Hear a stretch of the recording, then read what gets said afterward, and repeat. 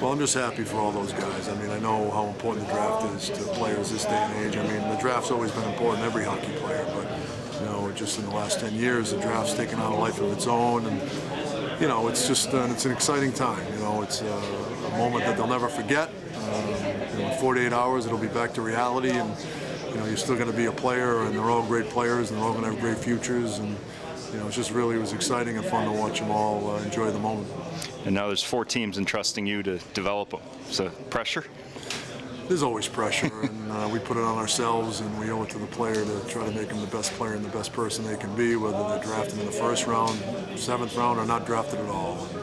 And, we've got a great locker room. We've got great kids in our locker room, and we think we've got a lot of good players, and not just the guys that are here that get drafted. We've got a lot of good players that are returning from last year's team, and we've got a lot of good players coming in that weren't drafted tonight in the first round. And it's just, it was a great night for these guys as individuals, and it was a great night for BU. Clayton said that he helped the recruiting process because he was an early commit for you guys. How much do the guys feed off each other in that regard? I think without question, it's, when a kid commits to a school, they're trying to figure out who's going and, how good the team's going to be. And, Clayton was the first guy that committed to us, when I took the job back in May of 2013, I think it was. And, we'd already had Jack in the fold, but Jack hadn't played at BU yet. So I think, once that happened, it really got the ball rolling. And, Steve Greeley and Albie O'Connell and Scott Young have done a phenomenal job. And, Buddy Powers as well. I mean, these guys are from Vancouver and St. Louis and, Minnesota and Long Island. I mean, it wasn't like these guys were right under our nose. Those guys had to go out and identify the talent, build the relationships. They worked their tails off recruiting them, and those guys deserve all the credit. They did a phenomenal job recruiting and putting together this class. A great night, not just for BU, but for college hockey as a whole. Another sign of the positive trend line of where our talent level's going.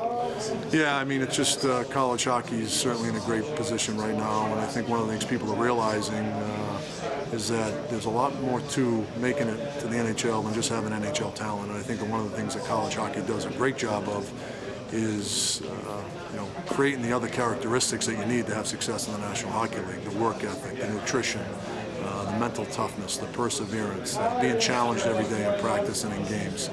I mean, if you're a first-place team in college hockey and you play the last-place team and you're not ready to play, you're going to lose.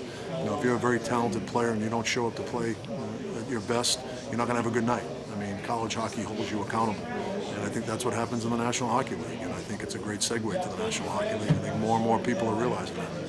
And it's not just, we had a Finn that's going to play college. We had 3 Canadians in the first round taken tonight.